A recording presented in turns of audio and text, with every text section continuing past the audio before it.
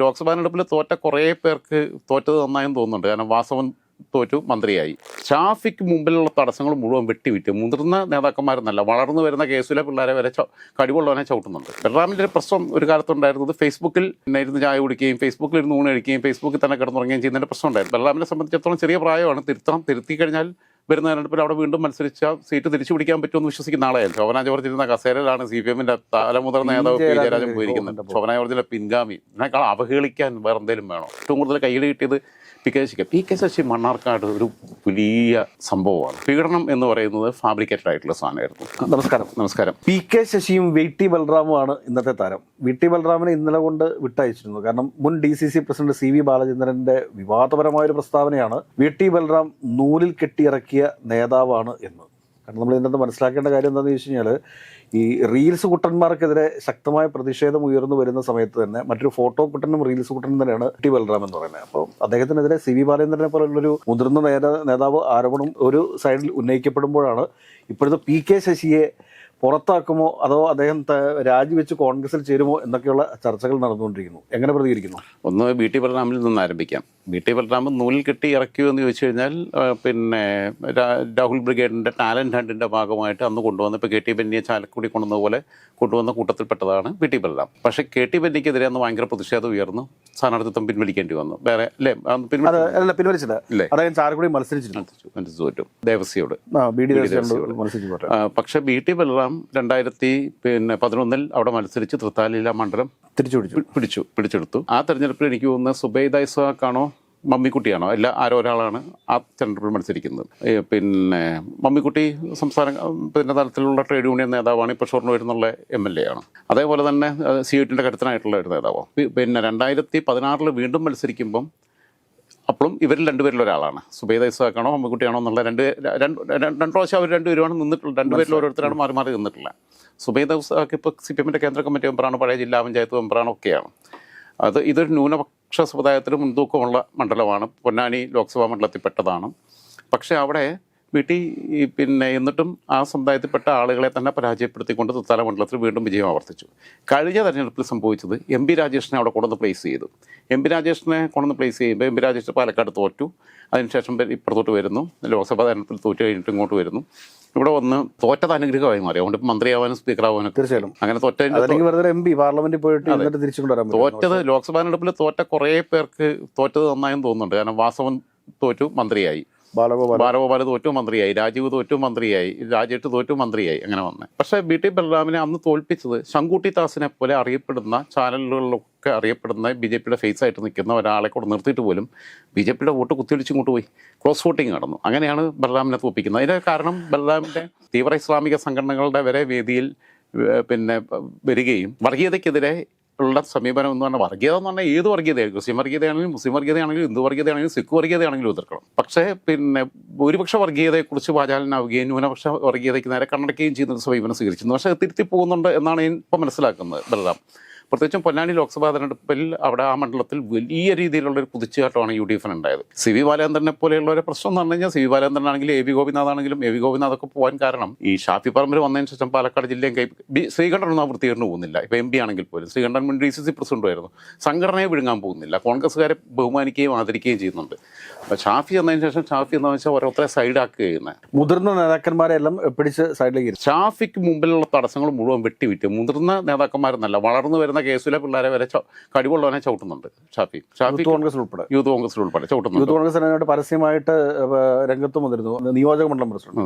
ഇങ്ങനെ ഒരുപാട് പേരെ ഷാഫി കടന്നു പോകുന്ന, ഷാഫിയുടെ പെട്ടെന്ന് പറയുന്നത് രാഹുൽ മാങ്കൂട്ടത്തില്ല. അത് അങ്ങോട്ടും ഇങ്ങോട്ടും ഒപ്പം നിൽക്കുമ്പം രണ്ടുപേരും ബേസിക്കലി ദുർബലന്മാരാണ്. അതുകൊണ്ടാണ് ഒരുമിച്ച് അങ്ങനെ നിൽക്കുമ്പോഴാണ് ഇവർ പിന്നെ ശക്തന്മാരാവുന്നത്. ട്വിൻസാണ്, സയാമീസ് ട്വിൻസാണ്. അത് കോൺഗ്രസിന് വലിയ ശാപമായിട്ട് മാറും. അപ്പം പക്ഷേ ആ ഫോക്കസിലോട്ടൊന്നും ബലറാം വല്ലാതെ പോയിട്ടില്ല. ബലറാമിൻ്റെ ഒരു പ്രശ്നം ഒരു കാലത്തുണ്ടായിരുന്നത് ഫേസ്ബുക്കിൽ പിന്നെ ഇരുന്ന് ചായ കുടിക്കുകയും ഫേസ്ബുക്കിൽ ഇരുന്ന് ഊണ് കഴിക്കുകയും ഫേസ്ബുക്കിൽ തന്നെ കിടന്നുറങ്ങുകയും ചെയ്യുന്നതിൻ്റെ പ്രശ്നം ഉണ്ടായിരുന്നു.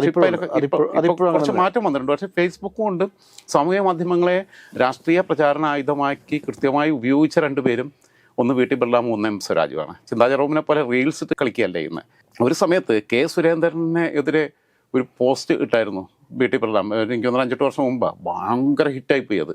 അന്ന് CPM-കാർ വരെ എടുത്ത് ഷെയർ ചെയ്ത് കൊണ്ടുപോയി. അപ്പോൾ ഇത് കൃത്യമായിട്ട് ഉപയോഗിക്കുന്നുണ്ട്. നല്ല ഭാഷയുണ്ട് പിന്നെ ബലറാം നല്ല അക്കാദമിക് ബാക്ക്ഗ്രൗണ്ട് ഉള്ള ആളാണ്. പിന്നെ ബാലേന്ദ്രൻ്റെയൊക്കെ ഒരു പ്രശ്നം എന്ന് പറഞ്ഞു കഴിഞ്ഞാൽ അവരൊന്നും അക്കോമഡേറ്റ് ചെയ്യപ്പെട്ടിട്ടില്ല. അവർക്കൊന്നൊരു നിയമസഭയിൽ വരാനോ ബാക്കിയുള്ളതിനപ്പോൾ DCC പ്രസിഡൻ്റായിരുന്നു, KPCC ഭാരവാഹിയാണൊക്കെ വരുമ്പം അതിന് ഉണ്ടാകുന്നൊരു പ്രയാസം കൊണ്ട് പറഞ്ഞു പോകുന്നു എന്നുള്ളതാണ്. പക്ഷേ പിന്നെ വീട്ടിലേക്ക് ചില കുഴപ്പങ്ങളൊക്കെ ഉണ്ടായിരുന്നു. അത് വീട്ടിൽ തിരുത്തണം. ബലറാമിനെ സംബന്ധിച്ചിടത്തോളം ചെറിയ പ്രായമാണ്, തിരുത്തി കഴിഞ്ഞാൽ വരുന്ന തെരഞ്ഞെടുപ്പിൽ അവിടെ വീണ്ടും മത്സരിച്ച സീറ്റ് തിരിച്ചു പിടിക്കാൻ പറ്റുമെന്ന് വിശ്വസിക്കുന്ന ആളായിരുന്നു. തിരുത്തുക എന്ന് പറഞ്ഞാൽ രമ്യ ഹരിദാസിൻ്റെ തോൽവിയിൽ വലിയ പങ്ക് വഹിച്ച ആളാണ് ബലറാം. ഇപ്പോൾ ഈ രമ്യ ഹരിദാസ് വന്നു കഴിഞ്ഞപ്പോൾ വേറെ ആരും പറയുന്നത് കേൾക്കില്ല. അവിടെയുള്ള 5 വർഷം അവിടെ സമയം കിട്ടുമ്പോഴത്തെ കോൺഗ്രസ് നേതാക്കന്മാരും മുതിർന്നവരൊക്കെ പറയണ കേൾക്കേണ്ട അതൊന്നുമില്ല.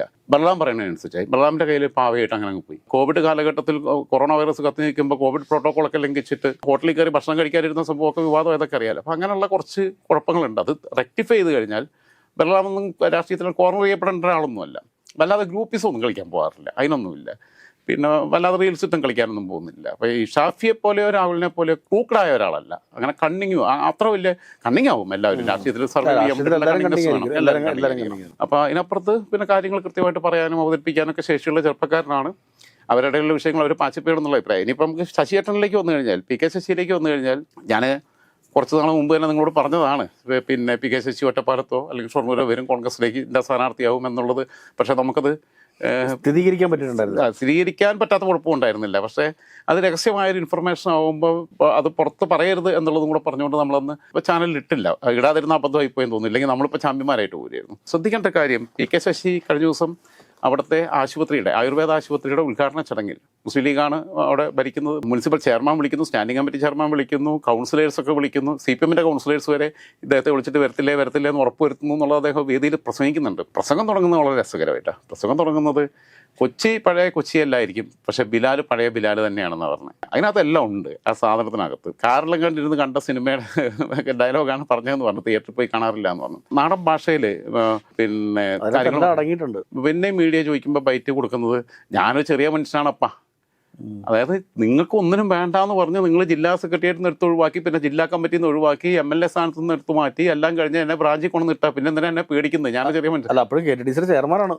അതെ, അതൊരു പിന്നെ മന്ത്രിക്ക് തുല്യമായ ഒരു പദവിയാണ്. കാരണം വലിയൊരു പത്മജ വേണുഗോപാൽ ഇരുന്ന ഒരു സ്ഥലമാണ്. കാരണം ലീഡറുടെ മകൾ പത്മജ വേണുഗോപാൽ, അത്രയും ലീഡറുടെ മകൾ പത്മജ വേണുഗോപാലിന് അന്നൊരു സെറ്റിൽമെന്റിന്റെ ഭാഗമായിട്ട് കൊടുത്തൊരു പോസ്റ്റാണ് KTDC. അത് ക്യാബിനറ്റ് തുല്യമായിട്ടുള്ള ഒരു സ്ഥാനം തന്നെയാണ്. അത് പിന്നെ ഇന്ന് അത്ര പത്മജ കയറി ഇരുന്നു എന്നൊരു പ്രശ്നമുള്ളൂ. പക്ഷെ അത് ലീഡറുടെ മകൾ എന്നുള്ള അങ്ങനെ പത്മജ ഇരുന്നു എന്നുള്ളത് കസേരയിൽ പലപ്പോഴും മൂട്ടയൊക്കെ ഇരിക്കും. അതൊക്കെ സ്വാഭാവികമാണ് കസേര ആകുമ്പോൾ. പണ്ടത്തെ കാലത്തൊക്കെ അങ്ങനെ ഇപ്പോഴാണല്ലോ ഇല്ലാത്ത. അപ്പൊ അങ്ങനെയാണെങ്കിൽ ഇപ്പോൾ ഖാദി ബോർഡിന്റെ വൈസ് ചെയർപേഴ്സൺ ആയിരുന്നത് ശോഭന ജോർജ് ഇരുന്ന കസേരയിലാണ് CPM-ന്റെ തലമുതിർന്ന നേതാവ് P. ജയരാജൻ പോയിരിക്കുന്നത്. ശോഭന ജോർജിന്റെ പിൻഗാമി. ഇതിനേക്കാൾ അവഹേളിക്കാൻ വേറെ എന്തെങ്കിലും വേണോ? ഇത് ഇത്രയേ ഉള്ളൂ എന്ന് പറഞ്ഞു കൊടുക്കുക ചെയ്യുന്നത്. അർജുനും ശ്രീകൃഷ്ണനാണെന്നും പറഞ്ഞു ബോർഡൊക്കെ ഇറക്കിയതാ. പിണറായി വന്ന ആഭ്യന്തരമന്ത്രിയാവുമെന്ന് പ്രതീക്ഷിച്ചിരുന്ന. അപ്പോൾ ഇതിൻ്റെ ഒരു ഞാൻ ചെറിയ മനുഷ്യനാണപ്പ എന്ന് പറയുമ്പോൾ നാടൻ ഭാഷയിൽ പറയുമ്പം പിന്നെ എന്തിനാണ് നിങ്ങളെന്നെ ഭയപ്പെടുന്നത് എന്നുള്ളതാണ്. അതായത് നിങ്ങളെന്നെ അണ്ടർസ്റ്റിമേറ്റ് ചെയ്തെങ്കിൽ അതിനപ്പുറത്തേക്ക് ഞാൻ ഉണ്ട്, ഞാൻ എന്താണെന്ന് ഞാൻ കാണിച്ചു തരുന്നു എന്നുള്ളത്. പ്രിയങ്കരനായ ശശിയേട്ടൻ എന്ന് പറഞ്ഞിട്ടാണ് ബാക്കിയുള്ളവരെല്ലാം പേര് പറയുമ്പോഴും വേദിയിലേക്ക് വിളിക്കുന്നത്. മണ്ണാർക്കാടിൻ്റെ പ്രിയങ്കരനായ ശശിയേട്ടൻ എന്ന് പറഞ്ഞാൽ ലീഗാരെ വിളിക്കുന്നതെന്ന് ആലോചിക്കണം, UDF-കാരാണെന്ന് ആലോചിക്കണം. ജനങ്ങളുടെ കരഘോഷം. കുഞ്ഞാലിക്കുട്ടി അവിടെ ഇരിക്കുന്നുണ്ട്, VK ശ്രീകണ്ഠൻ MP ഉണ്ട്, PK ഷംസുദ്ദീൻ MLA ഉണ്ട്, ബാക്കി മുനിസിപ്പൽ ചെയർമാനുണ്ടൊക്കെ ഉണ്ട്. ഏറ്റവും കൂടുതൽ കൈയ്യടി കിട്ടിയത് PK ശശി മണ്ണാർക്കാട് ഒരു വലിയ സംഭവമാണ്. പാലക്കാട് ജില്ലയ്ക്കകത്ത് CPM സംഘടനയ്ക്കകത്ത് തന്നെ ഭയങ്കര സ്വാധീനമുണ്ട്. അതിപ്പോൾ നമ്മൾ നിസ്സാരമായിട്ടൊന്നും കാണണ്ട. MP രാഘവൻ കണ്ണൂർ എന്തായിരുന്നു അതുപോലെ തന്നെയാണ് ശശിയേട്ടൻ. അടിച്ചും കുട്ടത്തും പിന്നെ തല്ലുകൊണ്ടും പാർട്ടി ഉണ്ടാക്കിയയാളാണ്. വയനാട്ടുകാരനാണ് ഇദ്ദേഹം. വയനാട് നിന്ന് ഇങ്ങോട്ട് പിന്നെ കുടിയേറി വന്നതാണ്. അദ്ദേഹത്തിൻ്റെ ബാല്യകാലത്തിൽ വളരെ ചെറുപ്പത്തിൽ അച്ഛൻ മരണപ്പെട്ടാണ്. അച്ഛൻ്റെ മരണം എന്ന് പറഞ്ഞു കഴിഞ്ഞാൽ വളരെ, അതായത് ഒരു പിന്നെ ഞാൻ ശശിയേട്ടനെ വല്ലാതെ അറ്റാക്ക് ചെയ്തിട്ടുണ്ട് ഒരു ഘട്ടത്തിൽ. അവരെ പിന്നെ തീവ്രത കുറച്ച് പീഡനം എന്നൊക്കെ പറഞ്ഞിട്ടൊക്കെ ഞാനത് വല്ലാതെ അറ്റാക്ക് ചെയ്തിട്ടുണ്ട്. പക്ഷെ പിന്നീട് ഞാൻ അതിൻ്റെ റിയാലിറ്റി മനസ്സിലാക്കിയപ്പോൾ ഞാൻ റെക്ടിഫൈ ചെയ്തിട്ടുണ്ട്. ഈ പീഡനം എന്ന് പറയുന്നത് ഫാബ്രിക്കേറ്റഡ് ആയിട്ടുള്ള സാധനമായിരുന്നു. ഈ പെണ്ണ് വളരെ അലമ്പാണ്. ഈ പെണ്ണിൻ്റെ അടുത്ത സുഹൃത്തുക്കൾ, എൻ്റെ കൂട്ടുകാരികൾ, പേരൊന്നും പറയുന്നില്ല, പിന്നെ സുഹൃത്തുക്കൾ, ഇവരെല്ലാം കൂടെ എൻ്റെ വീട്ടിൽ വന്ന് പ്രളയകാലത്ത് തമ്പടിച്ചതാണ്. പ്രളയത്തിൻ്റെ പിന്നെ കുറേ സാധനങ്ങളൊക്കെ കൊണ്ടുവന്നു, ഒരുപാട് ലോഡ് കണക്കുന്ന സാധനങ്ങളൊക്കെ കൊണ്ടുവന്നു. അതൊക്കെ എന്തായാലും സോഴ്സ് ഒന്നും എനിക്കറിയില്ല. ഇവരെൻ്റെ വീടാണ് ക്യാമ്പാക്കി മാറ്റിയത്. പിന്നെ എനിക്കറിയത്തില്ല, എനിക്ക് കഞ്ചാവിൻ്റെ മണം അറിയത്തില്ല. അടുത്തുള്ള ആൾക്കാരൊക്കെ വന്ന് പിന്നെ സ്പെഷ്യൽ ബ്രാഞ്ചിൽ നിന്ന് പോലീസൊക്കെ വീട്ടിൽ വന്നായിരുന്നു. അങ്ങനെയൊക്കെ വന്ന് വലിയ ഇഷ്യൂ ആയി അത്. കാരണം പിന്നെ പോലീസുകാരൊക്കെ എല്ലാം CA ആയിട്ടൊക്കെ CA എന്നെ കാണുന്നതാണ്. അപ്പോൾ ഞാൻ ഇവർ കൊണ്ടുവന്നിട്ട് പലതരം ബ്രാൻഡാണ് കൊണ്ടിരുന്നത്. ഇതെല്ലാം കൊണ്ടുവന്ന് എനിക്ക് ഒഴിച്ചു തരിക, എന്നെ അങ്ങ് സൈഡാക്കി. ഞാൻ രാവിലെ ഉണർന്ന് നോക്കുമ്പോൾ ഉണ്ട് എന്നെ കുടിപ്പിച്ച് കിടത്തി അവർക്ക് വേണ്ട ഫ്രീ സെക്സ് അവര് കട്ടിലടിയിലൊക്കെ കൊണ്ടം കിടക്കായിരുന്നു. ഞാനതെല്ലാം പെറുക്കിക്കൊണ്ട് പിന്നെ കളയേണ്ടി വന്നു. അത് വല്ലാത്തൊരു, അപ്പോൾ എന്താ വെച്ചാൽ ഇവരെ കുറിച്ചൊക്കെയുള്ള ധാരണ എനിക്ക് കൃത്യമായിട്ട് കിട്ടി. പക്ഷേ എന്നിട്ട് പോലും ഞാൻ 2022 CPM ജില്ലാ സമ്മേളനത്തിൻ്റെ തലേന്ന്, പാലക്കാട് ജില്ലാ സമ്മേളനത്തിൻ്റെ തലേന്ന് ശശിയേട്ടനെ വല്ലാതെ അറ്റാക്ക് ചെയ്തിരുന്നു. പുള്ളിയാണെങ്കിൽ ഇത് കഴിഞ്ഞിട്ട് അത് പുള്ളിക്ക് ഭയങ്കര ഡാമേജ് ഉണ്ടാക്കുന്ന രീതിയിലാണ് നമ്മൾ നടത്തിയത്. സമ്മേളനം നിൽക്കുമ്പോഴാണ് വെടിപൊട്ടിക്കുന്നത്. CPIയുടെ സമ്മേളനത്തിനും അതേപോലെ തന്നെയായിരുന്നു. സമ്മേളനത്തിന് തൊട്ട് തലേന്നാണ് സുരേഷ് രാജിൻ്റെയും കൂടെ വന്നത്. സമ്മേളനത്തിൽ പിന്നെ ചർച്ച ചെയ്തായിപ്പോയി. ഞാൻ സമ്മേളനത്തിലെ ചർച്ചയെ സ്വാധീനിക്കാൻ പറ്റുന്ന രീതിയിലുള്ള മെറ്റീരിയൽസ് ഇട്ട് കൊടുത്തു എൻ്റെ പേഴ്സണൽ പ്ലാറ്റ്ഫോമിനകത്ത്. ഇത് കഴിഞ്ഞിട്ട് ഇയാൾ നേരെ PK ശശിക്ക് ഒരു കാര്യമുണ്ട്, ഭയങ്കര വാശിക്കാരനുമാണ്, ദേഷ്യക്കാരനുമാണ്. പിന്നെ ചൊറിയാൻ നിന്ന് കഴിഞ്ഞാൽ മാന്തി വിടും, അങ്ങനത്തെ സ്വഭാവമാണ് പുള്ളി. CPMൻ്റെ മലപ്പുറം ജില്ലാ സെക്രട്ടേറിയറ്റ് മെമ്പർ, മുൻമഞ്ചേരി ഏരിയ സെക്രട്ടേറിയറ്റുള്ള VM ഷൗക്കത്തിനെ വിളിക്കുന്നത്. ഇപ്പം നിലമ്പൂർ മണ്ഡലത്തിൻ്റെ കൺവീനറായിരുന്ന ആൾ. പുള്ളിയെ വിളിച്ചിട്ട്, പിന്നെ എൻ്റെ പേഴ്സണൽ എക്സ്പീരിയൻസ് ഒക്കെ പറയുകയാണെ, പുള്ളിയെ വിളിച്ചിട്ട് രാജൻ ജോസഫ് മഞ്ചേരിക്കാരനാണെന്നാണ് പുള്ളി കിട്ടിയ വിവരം. രാജൻ ജോസഫ് പിന്നെ വിവരം ഡീറ്റെയിൽസ് കിട്ടണം, അത് ലൊക്കേറ്റ് ചെയ്യണം എന്ന് പറഞ്ഞു. അപ്പം പിന്നെ പുള്ളി പെട്ടെന്ന് സ്കിപ്പ് ചെയ്ത്, കാരണം ഞാനും ഷൗക്കത്താക്കി തമ്മിൽ പഴയ ചെറിയൊരു പ്രശ്നമൊക്കെ ഉണ്ടായിരുന്നു. ഇപ്പോൾ ഞങ്ങൾ പാച്ചപ്പാണ്, ഇപ്പോൾ ഞങ്ങൾ നല്ല സൗഹൃദത്തിലാണ്. അപ്പോൾ 10-27 വയസ്സായി പുള്ളി മഞ്ചേരി സീറ്റിലൊക്കെ മത്സരിക്കണം, ആ സീറ്റ് CPM ഏറ്റെടുക്കണം എന്നൊക്കെ ആഗ്രഹിക്കുന്ന ആളാണ്. ഞങ്ങൾ ഓപ്പണായിട്ട് സംസാരിക്കുന്നത്. അദ്ദേഹം നിലമ്പൂർ സ്ഥാനാർത്ഥിത്വത്തിൽ സ്വരാജ് അല്ലെങ്കിൽ പുള്ളിയായിരുന്നു വരാൻ സാധ്യതയുണ്ടായിരുന്നു. അപ്പം ഷൗക്കത്താക്കി വിളിച്ചപ്പോൾ ഷൗക്കത്താക്ക ഇപ്പോൾ ഞങ്ങൾ കുഴപ്പമില്ലാത്ത ബന്ധത്തിൽ പോവുകയല്ലേ, പിന്നെയും വേണ്ടി പ്രശ്നം ഉണ്ടാക്കേണ്ടതെന്ന് കണ്ട് പുള്ളി നല്ല സ്കിപ്പ് ചെയ്തു. പുള്ളി പറഞ്ഞു ഞാൻ അവിടുത്തെ ലോക്കൽ സെക്രട്ടറിയുടെ നമ്പർ തരാമെന്ന് പറഞ്ഞു. ലോക്കൽ സെക്രട്ടറി മരണപ്പെട്ടു പോയി, കുട്ടിയാപ്പാക്കാന്ന് പറയും, മോമാലി എന്നാണ് പേര്. അദ്ദേഹത്തെ വിളിച്ചപ്പോൾ ഞാൻ ഭയങ്കര അറ്റാച്ച്ഡ് ആയിട്ടുള്ള ആൾക്കാരാണ്. ഞാൻ ആ ലോക്കൽ സെൻറ്ററിൽ കുറേ കാലം പ്രവർത്തിച്ചതാണ്. അദ്ദേഹത്തിൻ്റെ കുടുംബം മക്കളൊക്കെ ഞാനുമായിട്ട് ഇപ്പോഴും നല്ല ബന്ധമാണ്. അപ്പം ഇദ്ദേഹത്തെ വിളിച്ചപ്പോൾ ഇദ്ദേഹം പറഞ്ഞു, ഇപ്പം എവിടെയാണെന്ന് അറിയില്ല, ചുങ്കത്രയോ അവിടെ എവിടെയാണെന്ന് തോന്നുന്നു. ഒന്നും പറയാതെ ഇങ്ങനെ സ്കിപ്പ് ചെയ്ത്, പിന്നെ ഒന്നും തോന്നുന്നു, പിന്നെ 2 പെക്കൊക്കെ അടിക്കുമ്പോൾ എന്തെങ്കിലും പറയുക, അത് കാര്യമാക്കണ്ടെന്നൊക്കെ രീതിയിൽ പുള്ളിയാണ് പറഞ്ഞു. അല്ല, ചുങ്കത്ര എന്ന് പറഞ്ഞാൽ നിലമ്പൂർ മണ്ഡലത്തിലല്ലേ, അൻവറിൻ്റെ മണ്ഡലത്തിലല്ലേ. പിന്നെ ഓൻ്റെ പിന്നിലാരാന്നാണ് എനിക്കറിയേണ്ടത്. ഓനെ ഞാൻ പിടിക്കും, ഓനെ കൊണ്ട് തത്ത പറയിപ്പിക്കുന്ന പോലെ ഞാൻ പറയുന്നതാണ്. അതായത് കൈകാര്യം ചെയ്യുന്നുള്ളതാണ്. എന്നിട്ട് ആരാണ് എൻ്റെ പിന്നിൽ എന്നുള്ളതാണ് അറിയേണ്ടത്. എൻ്റെ പിന്നിൽ പാർട്ടിക്കാർ തന്നെയായിരുന്നു. പാലക്കാട് ജില്ലയിലെ പാർട്ടിക്കാർ പറഞ്ഞ കേട്ടിട്ടാണ് ഞാനിത് ചെയ്തത്, CPMൻ്റെ ആൾക്കാർ പറഞ്ഞിട്ട്. അത് കഴിഞ്ഞ് ഇയാൾ നിലമ്പൂർ അൻവറിനെയും വിളിച്ചിട്ടുണ്ട്. പക്ഷെ അത് കഴിഞ്ഞതിന് ശേഷം പിന്നെ ഞങ്ങൾ തമ്മിൽ നല്ല ബന്ധത്തിലെത്തുന്നു, ഞങ്ങൾ മീറ്റ് ചെയ്യുന്നു. അപ്പോഴാണ് ഈ മനുഷ്യ, പിന്നീട് ഞാൻ പറഞ്ഞല്ലോ, ഈ പെണ്ണും പിന്നെ തരികിടയാണെന്നുള്ളത് മനസ്സിലാക്കി കഴിഞ്ഞപ്പോൾ പിന്നെ നമുക്ക് ഇയാളോട് സോഫ്റ്റ് കോർണർ തോന്നും. ആ സോഫ്റ്റ് കോർണർ വരുമ്പോൾ എൻ്റെയും ഇദ്ദേഹത്തിൻ്റെ പൊതു സുഹൃത്തുക്കൾ മുഖേന ആദ്യം സത്യം പറഞ്ഞു കഴിഞ്ഞാൽ പിന്നെ എന്നെ കോൺടാക്ട് ചെയ്യുന്നത് അവിടുത്തെ ലോക്കൽ സെക്രട്ടറി, ഇദ്ദേഹം പിന്നെ ചെയർമാനായിട്ടുള്ള കോപ്പറേറ്റീവ് കോളേജിൻ്റെ സെക്രട്ടറിയും കൂടിയായിട്ടുള്ള party area committee member Manoj ചേട്ടനാണ് എന്നെ കോൺടാക്ട് ചെയ്യുന്നത്. അത് മാത്യു സാമുവൽ മുഖേനയാണ് കോൺടാക്ട് ചെയ്യുന്നത്. മാത്യു സാമുവൽ എന്നോട് പറഞ്ഞെങ്കിൽ ഒരാൾ വിളിക്കും, നീ ഒരു കാര്യം സഹായം ചെയ്ത് കൊടുക്കണം എന്നൊക്കെ പറഞ്ഞിട്ടാണ് വിളിക്കുന്നത്. മനോജേട്ടൻ വിളിച്ചു, ഞാൻ പക്ഷേ അത് ചെയ്തില്ല. പിന്നീട് എൻ്റെയും ശശിയേട്ടൻ്റെയും ചില പൊതു സുഹൃത്തുക്കൾ മുഖേന ഞങ്ങൾ മീറ്റ് ചെയ്തു. മീറ്റ് ചെയ്യുമ്പോൾ ബോൾഗാട്ടി പാലസിൽ വെച്ചിട്ട് 2023 മീറ്റ് ചെയ്യാൻ തീരുമാനിക്കുന്നത്. അപ്പോഴും എനിക്ക് ഇയാളെ പൂർണ്ണമായിട്ട് വിശ്വാസമൊന്നുമില്ല. ബോൾഗാട്ടി പാലസിൽ നിന്ന് മീറ്റ് ചെയ്യാമെന്ന് പറഞ്ഞു. അപ്പോൾ ഞാൻ പറഞ്ഞു ബോൾഗാട്ടി പാലസിൽ നിന്ന് മീറ്റ് ചെയ്താലുള്ള കുഴപ്പം, കാരണം പുള്ളിക്ക് ATTCയുടെ ചെയർമാനാകുമ്പോൾ ബോൾഗാട്ടി പാലസിൽ ഇരിക്കാമല്ലോ. ഞാൻ പറഞ്ഞു ബോൾഗാട്ടി പാലസിൽ നിന്ന് മീറ്റ് ചെയ്യുമ്പം എനിക്ക് ബുദ്ധിമുട്ടൊന്നുമില്ല, പക്ഷേ എന്നെയും കൂടി അറിയുന്ന ആരെങ്കിലുമൊക്കെ അവിടെ ഉണ്ടെങ്കിൽ എന്താണ് നമ്മൾ തമ്മിലുള്ള ബന്ധം എന്ന ആൾക്കാർ തെറ്റിദ്ധരിക്കും. ഞാൻ കാരണം പലതും ചെയ്യുന്ന ആളാണ്, അതിൻ്റെയൊക്കെ പിന്നിൽ നിങ്ങളാണെന്നുള്ളത് വരും. വെറുതെ നിങ്ങൾ ചെയ്യാത്ത കുറ്റത്തിന് പഴി കേൾക്കണ്ടല്ലോ എന്ന് പറഞ്ഞു. അങ്ങനെ ഞങ്ങൾ ഒരു ഹോട്ടലിൽ വെച്ച് നമ്മളെ ഈ സുഹൃത്തുക്കൾ ഒരു സൂട്ട് റൂമൊക്കെ ബുക്ക് ചെയ്ത് ഞങ്ങൾ 2 പേരും ആ ഹോട്ടലിൽ വെച്ച് മീറ്റ് ചെയ്ത് 3 മണിക്കൂർ നേരം ഇരുന്നു. അപ്പോൾ പുള്ളി സിഗരറ്റ് വലിക്കത്തില്ല, മദ്യപിക്കത്തില്ല, ഒന്നും ഇല്ലാത്ത ഒരാളാണ്. അപ്പം ഞാനാണെങ്കിൽ ഇടയ്ക്കിടയ്ക്ക് സിഗരറ്റ് വലിക്കാം. അപ്പോൾ അച്ഛൻ്റെ പ്രായമുള്ള ആളല്ലേ, അപ്പം നമ്മൾ മാറിപ്പോയിട്ടാണ് ഒന്ന് വലിക്കാൻ പോകാമെന്ന് പറഞ്ഞിട്ട് തന്നെ മാറും. അപ്പം ഇരുന്ന് സംസാരിച്ച് വരുമ്പം ഇയാളുടെ ബാല്യത്തിൽ 2 പ്രാവശ്യമാണ് അയാൾ എൻ്റെ മുമ്പിൽ കരഞ്ഞത്. കരയാന്ന് പറഞ്ഞാൽ കൊച്ചു കുഞ്ഞുങ്ങൾ കരയുന്ന പോലെ. അപ്പം നിഷ്കളങ്കനായ ഒരു മനുഷ്യനെ, ഈ നടത്തം മാത്രമേ ഉള്ളൂ, ഈ മസിൽ പിടിച്ചിട്ടുള്ള ധൈര്യമുണ്ട്. പക്ഷേ അതേസമയം തന്നെ ഒരു സഹൃദയത്തോളുണ്ടാണല്ലോ കരയുന്ന വേറൊരാളുടെ മുമ്പിൽ ഇരുന്നിട്ട് പറയുമ്പോൾ അത് ഉള്ളിൽ നിന്ന് വരുന്ന കരച്ചില്ല, കണ്ണുനീരിന് വരിക. പിന്നെ വല്ലാതെ കരഞ്ഞു പോയി അയാൾ. അയാൾ കരഞ്ഞത് അദ്ദേഹത്തിൻ്റെ അച്ഛൻ്റെ മരണത്തെക്കുറിച്ച് പറഞ്ഞപ്പോഴാണ്. അപ്പോൾ ചെറിയ കുട്ടിയായിരിക്കുമ്പോൾ തട്ടുംപുറമുണ്ട്, പിന്നെ എന്താ ഇതിന് പറയുക, ഈ മച്ച് ആ മച്ചിലാണ് അച്ഛനിരുന്ന് ശാരീരസേരുണ്ട്, അതിലിരുന്നിട്ട് പേപ്പർ വായിക്കുക എന്തൊക്കെ അങ്ങനെ ചെയ്യുന്ന സമയത്താണ്. അപ്പം കർഷക കുടുംബമാണ്. അമ്മ ചായ കൊണ്ടുപോയി കൊടുക്കാൻ വേണ്ടിയിട്ട് പുള്ളി ഏൽപ്പിച്ച്, പുള്ളി കോണി കയറി, മരത്തിൻ്റെ കോണിയാണല്ലോ, തടിക്കോണി, അതിൽ കൂടെ കയറി മേളിൽ കൊണ്ടുപോയിട്ട് അച്ചാച്ചെന്ന് പറയുമ്പോൾ ഇയാളിങ്ങനെ ചാരി ഇങ്ങനെ കണ്ണടച്ച് കിടക്കുക. അപ്പോൾ മയക്കത്തിലാണെന്ന് കരുതി, പേപ്പർ വായിച്ച് മയങ്ങിയാന്ന് അച്ചാച്ചാന്ന് പറഞ്ഞിട്ട് കണ്ണു തുറക്കുന്നില്ല. അതിൽ ഇങ്ങനെ തട്ടി അച്ഛാ എന്ന് പറഞ്ഞിട്ട് ചായ, ഒരു കയ്യിൽ ചായയല്ലേ, പെട്ടെന്ന് ഇയാളെ കഴുത്ത് ഈ തട്ടിയപ്പോൾ ഇങ്ങനെ വീണു. ആൾ മരിച്ചിട്ടുണ്ടായിരുന്നു. ആ മരിച്ചു കിടക്കുന്ന അച്ഛനെ ആദ്യം കാണുന്നത് ബാല്യത്തിൽ ചെറിയ കുട്ടിയായിരിക്കുമ്പോൾ കാണുക. അങ്ങനെ അച്ഛനില്ലാതെയാണ് പിന്നീട് വളരുന്നത്. പിന്നെ പോരാളിയാണ്. അവിടെ നിന്ന് പിന്നീട് ഇങ്ങോട്ട് മൈഗ്രേറ്റ് ചെയ്ത് മണ്ണാർക്കാടേക്ക് വരുന്ന ഒരു ഗ്രാമപ്രദേശത്താണ് താമസിക്കുന്നത്. ഒറ്റപ്പാലം മണ്ഡലത്തിൻ്റെ പരിധിയിലുള്ള പഞ്ചായത്തിലാണ്. അവിടെ വന്ന് താമസിക്കുന്നു. കുറേ ഭൂസ്വത്തും കാര്യങ്ങളൊക്കെ ഉണ്ട്. ഗ്രാമത്തിലാണ് താമസിക്കുന്നത്. ഈ പോരടിച്ച് വന്നതിൻ്റെ അന്നൊന്നും അവിടെ കമ്മ്യൂണിസ്റ്റുകാരെന്ന് പറഞ്ഞു കഴിഞ്ഞാൽ അടി കിട്ടുന്ന കാലമാണ്. ലീഗിൻ്റെ കുത്തക സ്ഥലമാണ്, മുസ്ലിം മെജോറിറ്റിയുള്ള സ്ഥലവും കൂടിയാണ്. എല്ലാ കമ്മ്യൂണിറ്റിയും ഉണ്ട് അവിടെ. നമുക്കറിയാലോ, അട്ടപ്പാടി ഒക്കെ വരെ എന്ന് പറഞ്ഞു കഴിഞ്ഞാൽ കേരളത്തിൽ ഇത്രയും ദുഷ്കരമായൊരു മണ്ഡലം വേറെ ഉണ്ടാവില്ല. കാരണം ഒരു മണ്ഡലത്തിൻ്റെ ഇപ്പോൾ ആ ഏരിയ കമ്മിറ്റിക്കകത്ത് അട്ടപ്പാടിയിലെ ബ്രാഞ്ച് കൂടാൻ പോകണമെന്നുണ്ടെങ്കിൽ 3-4 മണിക്കൂർ യാത്ര ചെയ്യണം ചുരം കയറിയിട്ട് മണ്ണാർക്കാട്ടം അവിടെ പോകണം. അതേപോലെ കാഞ്ഞിരപ്പുഴ ഭാഗത്ത്, പിന്നെ കാഞ്ഞിരപ്പുഴ ഡാം ആ ഭാഗത്തോട്ടൊക്കെ പോകണമെങ്കിലൊക്കെ ഭയങ്കര റിസ്ക്കാണ്. അന്നൊന്നും ഇത്രയും റോഡ് സൗകര്യമില്ല. അങ്ങനെയുള്ള കാലത്ത് പാർട്ടി സംഘടന ഉണ്ടാക്കിയാളാണ്. അടിച്ചും അടി കൊണ്ടും കൊടുത്തും അങ്ങനെ വളർത്തിയത്. അതാണ് പുള്ളിയുടെ പിന്നെ കുറച്ച് പരുക്കൻ രീതി വരുന്നത്. അതെ, ആ പരുക്കൻ സ്വഭാവം വരുന്നത്. പി കെ ശശിയുടെ നല്ലൊരു സുന്ദരനാണ്. ആള് സുന്ദരൻ.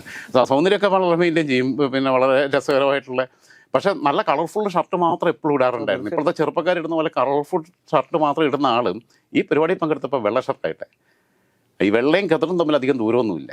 വെള്ള ഷർട്ടായിട്ടേക്കുന്നത്. ഇപ്പം നമുക്കത് അറിയായിരുന്നു ഈ വഴിക്ക് പോകും എന്നുള്ളത് അറിയായിരുന്നു. കാരണം പോകുന്നതിനകത്ത് കുറ്റമില്ലാന്നേ.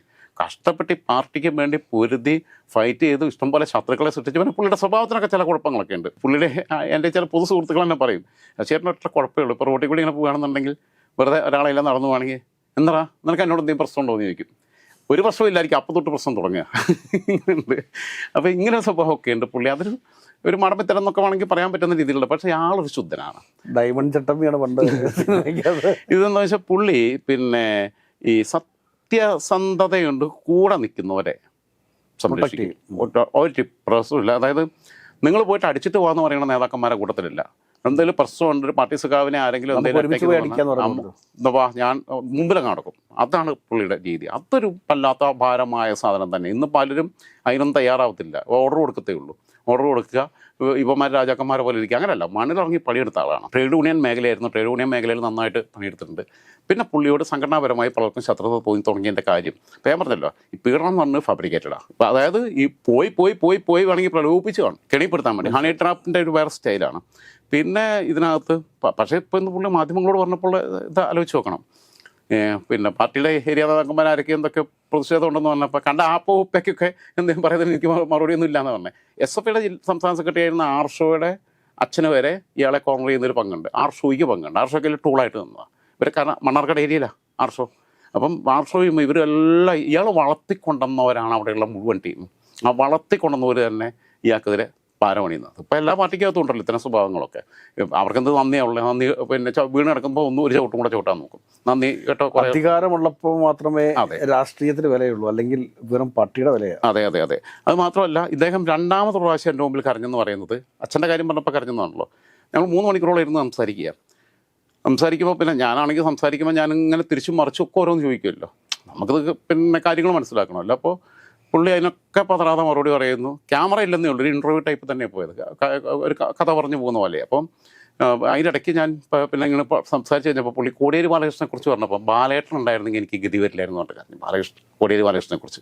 ഈ കോടിയേരി ബാലകൃഷ്ണൻ നമ്മൾ കാണാത്തൊരു മുഖമുണ്ട്. ഒരേ സമയം VS അനുനയിപ്പിച്ച് പിണറായി അനുനയിപ്പിച്ച് പോയ ഒരു പിന്നെ സൗമ്യത ഉണ്ടായിരുന്നു അദ്ദേഹത്തിന് ഡീൽ ചെയ്യുന്നിടത്ത്. ഈ വൈര്യനിര്യാതന ബുദ്ധിയൊന്നും വെച്ച് പോകത്തില്ലായിരുന്നു. നമ്മളറിയാത്ത, അതുമാത്രമല്ല മകൻ ജയിലിൽ കിടന്നപ്പോൾ ഒറ്റ പ്രാവശ്യം പോലും കാണാൻ പോയില്ല. അവൻ തെറ്റിയതെങ്കിൽ അവൻ അനുഭവിക്കട്ടെ എന്നാണ് പറഞ്ഞത്.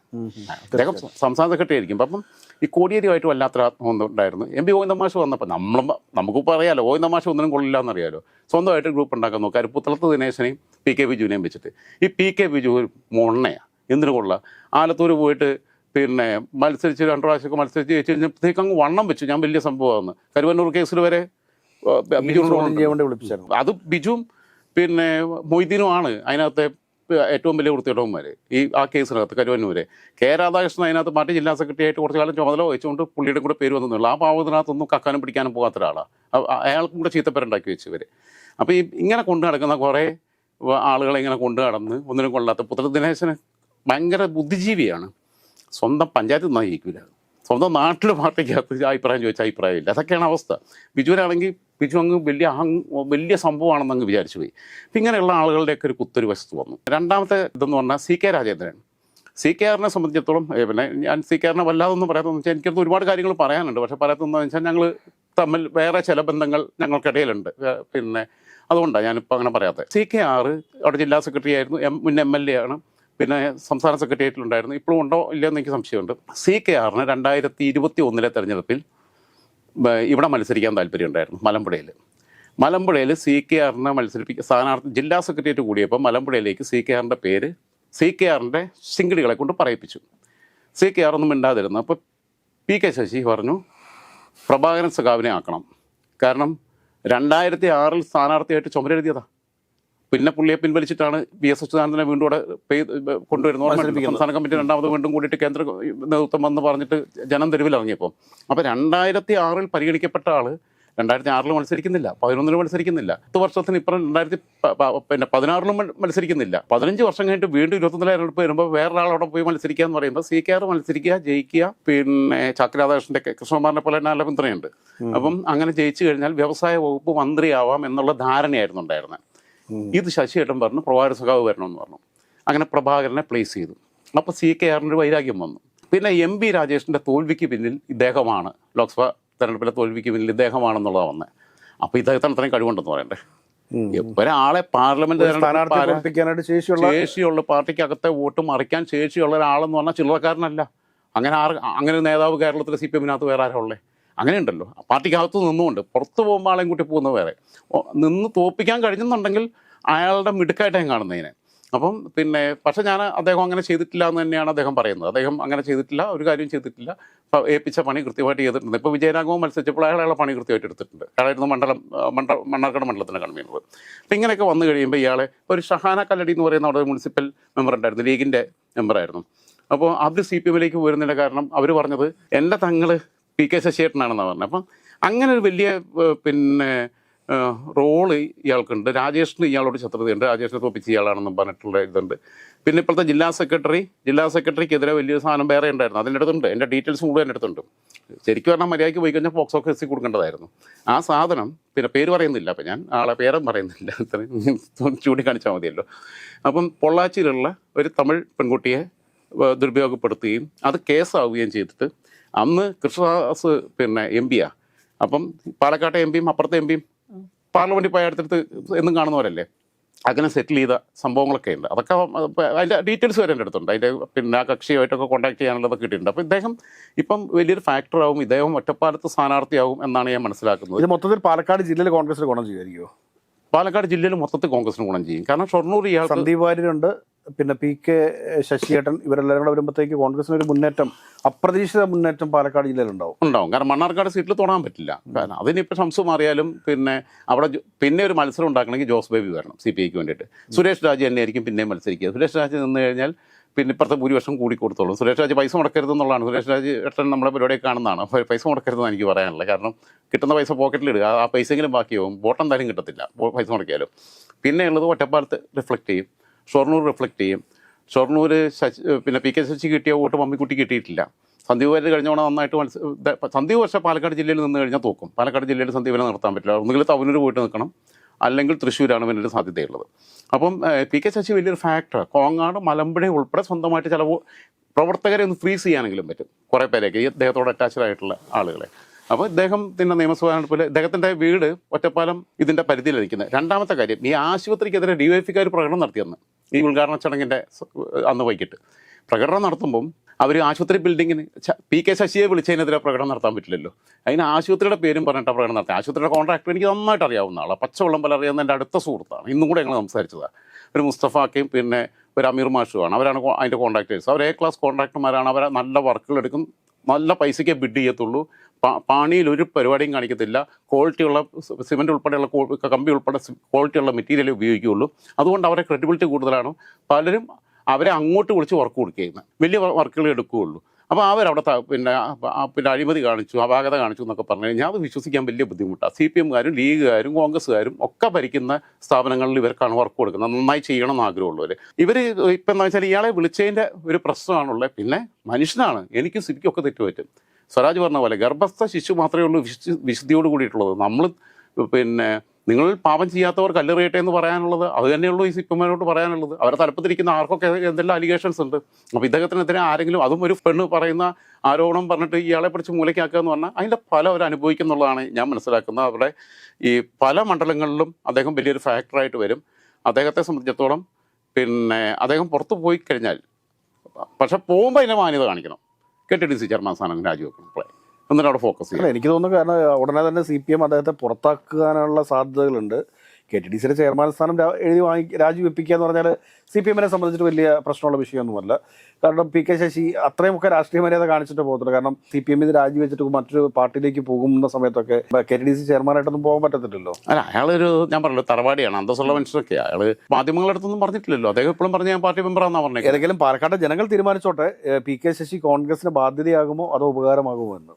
ബാധ്യത എന്നല്ല, ഉപകാരമാകും തന്നെ ഞങ്ങളെ കൂട്ടുന്നത്. കാരണം 1-2 അവർക്ക് സീറ്റുകൾ കിട്ടുകയാണ് പ്രധാനം. അപ്പോൾ ആ സീറ്റുകൾ കിട്ടുന്നതിൽ നിർണായകമായ ആൾ തന്നെയാണ് ഇദ്ദേഹം എന്നുള്ളതാണ്. ഒറ്റപ്പാലത്ത് നിന്ന് കഴിഞ്ഞാൽ മണ്ഡലം പിടിച്ചെടുക്കാൻ പറ്റും. സരിൻ പാലക്കാട് വീണ്ടും നിന്ന് തൂക്കും.